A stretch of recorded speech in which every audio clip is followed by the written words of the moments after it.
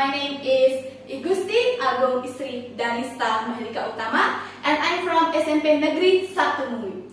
Today, I want to present a local folklore from West Java, and the title is Sangkuriang.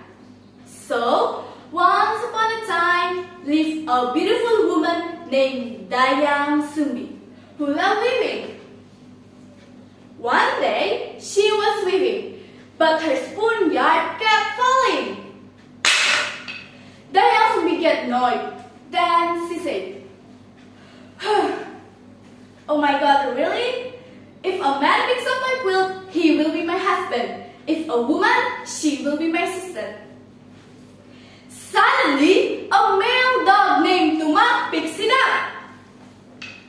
For keeping her words, Dayang Sumbi married Tuma.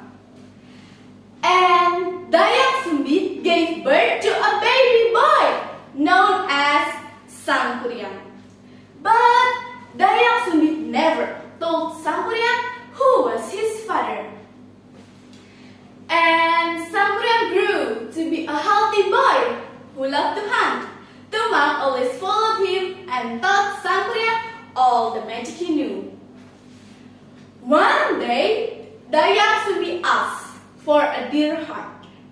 So Sangkuriang went to the forest with Tuma.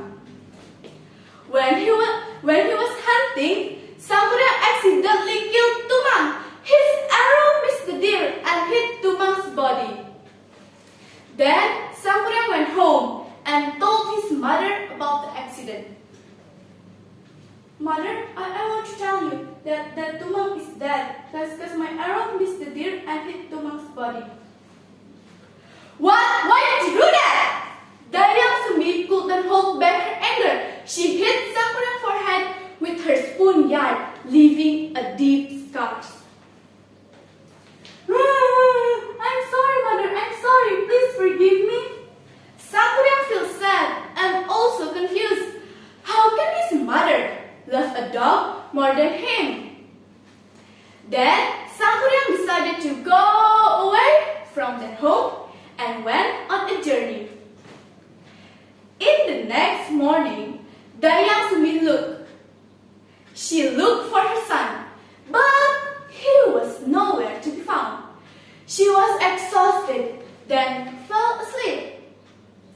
In her dream, Dayang Sumbi met her husband, Tuma. "Don't be sad, Dayang Sumbi. Go look for my body in the woods and get the heart. Soak it with water and use the water for bath.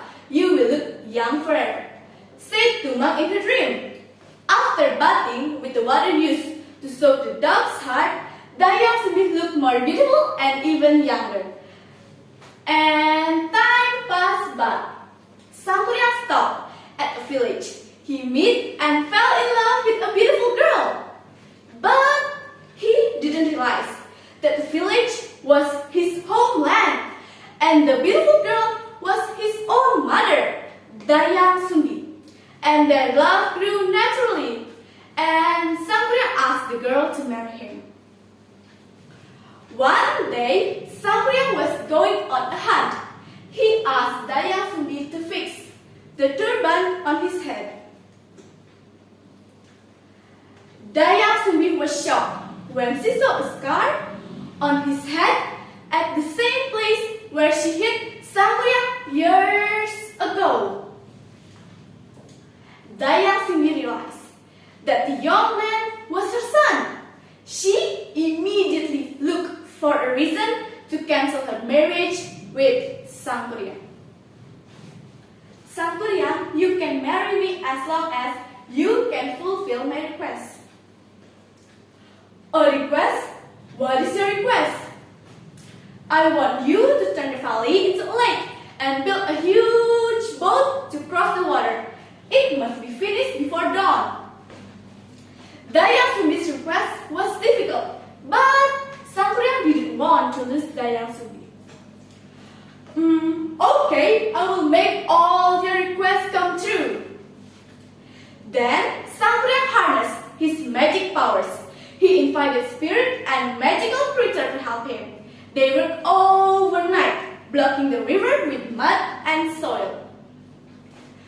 When he was almost finished, Dayang Sumbi immediately woke all the women in the village and asked them to wave a long red scarf.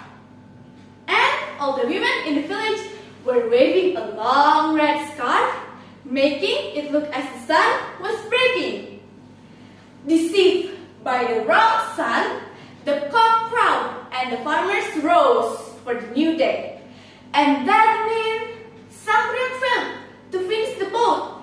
He was very angry and kicked away the boat upside down, and it turned into a mountain called Tangkuban Perahu. The end. Do you know what is the moral message of the story?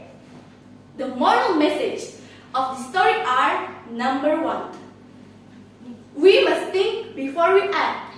Do you know why we must think before we act? We must think before we act. We must think maximally before we act so the bad thing will not happen on ourselves and others. Number 2, be able to control our emotion. By controlling our emotion, our mind will become composed and we can think more obvious. With a clear mind, we can solve problems efficiently. And that's all from me. I'm Istri Dhanista from SMPN Negeri 1 Mui, taking bold to resign. Thank you very much and bye-bye.